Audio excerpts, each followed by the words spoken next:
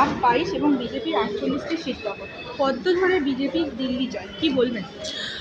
দেখো, ব্যাপারটা হচ্ছে কংগ্রেস যেটা করে এসেছে, প্রথম কথা সেটা ব্যক্তিগত রাজনীতি, ব্যক্তিতান্ত্রিক রাজনীতি, যেটা জনতার রাজনীতি নয়। জনমত জনগণ কোনোটাই হয়নি।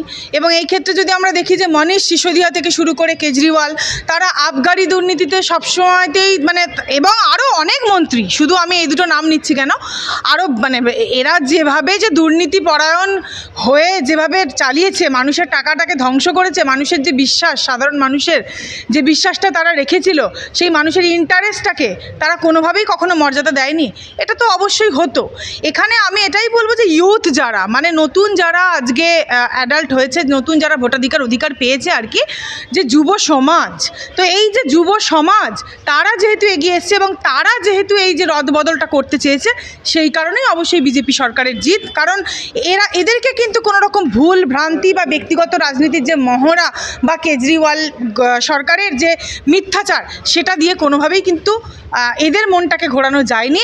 এরা শিক্ষিত যুব সমাজ, এরা লেখাপড়াটা করেছে, এরা জানে যে কোন সরকারটা এলে তারা সরকারটা যেটা চুনাব, এবং সবচেয়ে বড় কথা শান্তিপূর্ণভাবে যেহেতু ভোট হয়েছে। রিগিং ছাপ্পার ব্যাপারটা আমাদের রাজ্যে তো ঠিকভাবে ভোটটা প্রদানই করতে দেওয়া হয় না, রিগিং ছাপ্পার ব্যাপারটা হয়নি, তো ডেফিনেটলি সেই ক্ষেত্রে অবশ্যই বিজেপি জয়লাভ করেছে আজকে 27 বছর পর। কারণ বিজেপি কাজ করেছে মানুষের জন্য। এই যে আজকের দিনে দাঁড়িয়ে দেখতে পাচ্ছ যে বাংলাদেশিদেরকে পুরোপুরিভাবে আইডি কার্ড বার করা হচ্ছে, কারা কারা অবৈধ অনুপ্রবেশকারী সেগুলোকে দেখা হচ্ছে। এই যে সরকারের কাজ এবং মানুষকে ইন্টারনাল সিকিউরিটিটা, যেটা আমাদের দেশের জন্য খুব ইম্পর্টেন্ট, এই জায়গাগুলো যখনই একটা সরকার মেনটেন করছে, বা সবকা সাথ সবকা বিকাশ। দেখো, আমরা একটা ব্যাপার বুঝতে হবে, আমি আগেও বলেছি এই কথাটা, হিন্দু রাষ্ট্র মানে কিন্তু সাম্য। হিন্দু রাষ্ট্র মানে মুসলমানকে ধরে পেটানো বা মুসলমানকে বার করে দেওয়া, এই কথা কিন্তু কখনোই কোনো জায়গাতেই আমি অন্তত বলিনি, বা এটা আমাদের পার্টির উদ্দেশ্যও নয়। হিন্দু রাষ্ট্র মানে সেখানে সবাই সমতা নিয়ে থাকবে, সেটা মুসলমান হোক, শিখ হোক, জৈন হোক, বুদ্ধ হোক, পার্সি হোক, যে কোনো ধর্মাবলম্বী। কিন্তু আর্টিকেল 14টা মেনটেন করার জন্য, যাতে করে মুসলিম পার্সোনাল ল বোর্ডটা চালু না হয়ে যায়, সেই জন্য কিন্তু আমরা সংবিধানের অ্যামেন্ডমেন্টটা, এটা আমার ব্যক্তিগত মত ছিল যে আমি এটা চেয়েছি, যেটার জন্য ধরো যে টার্গেটটা করে তো কোনো লাভ নেই, তার কারণ হিন্দু রাষ্ট্র মানে সাম্য। তুমি আজকে ভারতের সংস্কৃতি কালচার যখনই বজায় রাখবে, তখনই কিন্তু মুসলমান সুরক্ষিত থাকবে। মুসলমানদের সুরক্ষার জন্যও কিন্তু হিন্দু রাষ্ট্রটা দরকার, এটা আমি ক্লিয়ার করলাম আর কি। এবং এর পাশাপাশি যেটা মাননীয় মোদী সরকার আমাদের কি বলেন, তিনি প্রতি মুহূর্তেই এটাই তিনি কিন্তু বারবার আওড়াচ্ছেন যে আজকে যারা মাইনরিটি তারা থাকবে সকলের আগে, সবসময় তাদের অধিকারটা যাতে প্রোটেক্ট থাকে, প্রোটেকশান দেওয়া হয় তাদের অধিকারটাকে। তো এটাই তার মানে যে মুসলমান যারা আমাদের ভাই বোনেরা আছে, তাদেরকেও সুরক্ষা দেওয়াটা আমাদের দায়িত্ব। এবং সবকা সাথ সবকা বিকাশ, তার মানে কোনো রকম যে ধর্মের রাজনীতি এখানে হয়নি, এখানে পুরোপুরি মানুষের ভোটে। এবং সেই কারণেই অবশ্যই সংখ্যালঘু থেকে শুরু করে সকলেই এই ভোট দিয়েছেন, তারা মোদিজির ওপর বিশ্বাস রাখছেন, এই বিশ্বাসই রাখছেন যে মোদিজি কোনো ধর্মের মধ্যে অন্তর করেন না। এবার অন্তর করেন না মানে তুমি যদি একটা কাউকে পার্সোনাল ল লাগু করতে দাও, সেটা তো হয় না।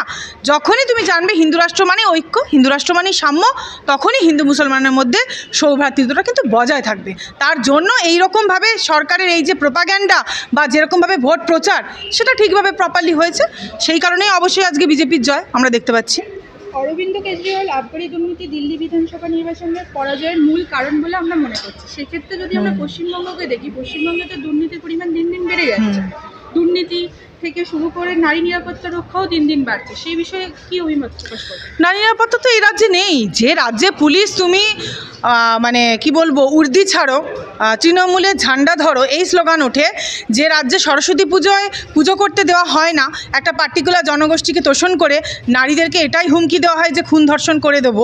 কথায় কথায় মেয়েদেরকে দিনের আলোয় যেখানে খুন ধর্ষণের হুমকি পেতে হয়, আমরা সকলেই জানি, যারা নারীরা মোটামুটি বাইরে কাজ করি, ঘরের নিউ টাউনের মতন এলাকায় যে ঘটনা আমরা আজকে দেখছি, মেয়েদেরকে প্রকাশ্য রাস্তায় ছুরির মেরে তাদেরকে রক্তাক্ত করে দেওয়া হচ্ছে। সেই ক্ষেত্রে রাজ্যের যিনি ডিজি রাজীব কুমার মহাশয় কী বলছেন, কী করছেন? সব কেসে যদি এফআরএফ করে এনসিআরবিতে পাঠানো তারা থাকে, আর তাহলে নারী নিরাপত্তা কোন জায়গা থেকে হবে? নারী নিরাপত্তা আজকে সংবিধান তো আমাদের কথাই বলে, আর্টিকেল 15 নারী নিরাপত্তার কথা, নারীদের জন্য আইন তৈরি করার কথা, নারী সুরক্ষার কথা, কোথায় থাকছে? কোনো জায়গাতেই তো সেই সুরক্ষা এই রাজ্যে যেখানে অভয়ার কেসের ক্ষেত্রে এই যে এভিডেন্সগুলো লোপাট হয়েছে এই রকমভাবে, সেক্ষেত্রে তো আমরা বুঝতেই পারছি যে পুরোপুরি বিকৃত। মানে আজকে যেখানে পুলিশ শাসন ব্যবস্থা, রুল অফ ল বলে কিছু নেই, এবং রুল অফ লটা আজকে চলে গিয়েছে রুল অফ পুলিশ, এবং আজকে পুলিশ স্টেট, মানে মানুষের আইন নয়, পুলিশের আইন, শাসকের সরকার। তো সেই ক্ষেত্রে দাঁড়িয়ে কোনো নিরাপত্তাই নেই। অবশ্যই এই রাজ্যের ক্ষেত্রে তুমি যদি আমাকে এই প্রশ্নটা করো, অবশ্যই এই রাজ্যের ক্ষেত্রে মানুষ যদি মনে করে, মানুষ অবশ্যই হারাবে, কারণ আজকে বিজেপিকে না আনলে মানুষ যদি মনে করে যে এখনও পর্যন্ত তাদেরকে তোষণ করে যাবে এই তোলামূল সরকারকে। দেখো আজকে যারা সিভিক পুলিশ বা যারা টাকা দিয়ে সেটিং করে চাকরি পেয়েছে না, প্রচুর আছে এখানে, তারা কিন্তু তোলামূল সরকারকে রাখার জন্য একটা বৃহৎ ভূমিকা পালন করছে। কারণ তারা জানে যদি তাদের এই মানে কি বলবো মানে মাননীয় সরকার চলে গেলে তাদের এই যে সেটিংটা, মানে ওপর থেকে নিচে অবধি যে সেটিংটা, এই সিভিক পুলিশ, সিভিক ভলান্টিয়ার থেকে শুরু করে এই যারা টাকা দিয়ে ঘুষ দিয়ে চাকরি পেয়েছে, তত শুরু করে এই যে পুলিশ এসআই থেকে বলো, বা আজকে তুমি কনস্টেবল, এত সমস্ত কিছু টাকা পয়সা দিয়ে কোনো যোগ্যতা নিরিখে নয়, কিন্তু এই যে চাকরিগুলো পেয়েছে তারা কিন্তু জানে তাদের সেটিংটা পুরোপুরি মানে তছনছ হয়ে যাবে। এই কারণে এই জায়গাগুলোকে পার্টিকে আরও দেখো কিছু রদবদল অবশ্যই পার্টির করার প্রয়োজন, কিছু চেঞ্জ অবশ্যই করার সেই জায়গাটা প্রয়োজন আছে।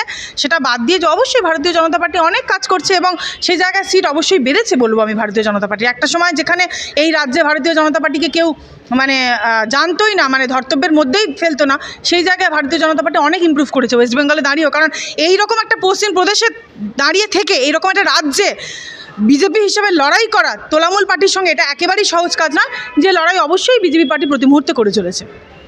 একসময় কংগ্রেসকে বাদ দিয়ে কেজরিওয়াল মমতা অখিলেশরা তৃতীয় বিরোধী জোট করবে বলে জল্পনা শুরু করেছে। তারই মধ্যে মমতা বন্দ্যোপাধ্যায় দুই শক্তি জোটের মধ্যেও কেজরিওয়ালের ভরাডুবি, এ বিষয়ে কি বলবেন? ভরাডুবি একটা ব্যাপার হচ্ছে, মমতা বন্দ্যোপাধ্যায় সবসময় এটাই চেয়েছেন, তিনি এখানে এই দুর্নীতিটা চালাবেন, ওখানে দুর্নীতি চালাবেন, কেজরিওয়াল এইভাবে জোট করে বিজেপির পতন করো।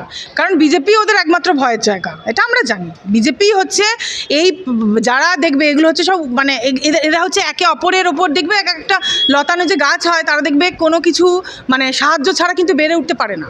বিজেপিতে কোনো লতানো গাছ না, এটা হচ্ছে ভারতের জনগণের দ্বারা নির্বাচন করা সরকার যেটা। তো সেই ক্ষেত্রে তাদের বিজেপিকেই ভয়, অবশ্যই সেই বিজেপির প্রতি ভয় বলেই তারা এই রকমভাবে জোট বেঁধে, এই যে ইন্ডিয়া জোট বলো বা যেটা করে হোক, এরা মোদ্দা কথা এদের বিজেপিকে প্রতিহত করতে হবে, এটাই এদের টার্গেট, যেটা করতে তারা অক্ষম হয়েছে। অবশ্যই এই ক্ষেত্রে তারা অক্ষম হয়েছে, তাদের অক্ষমতা বেরিয়েছে।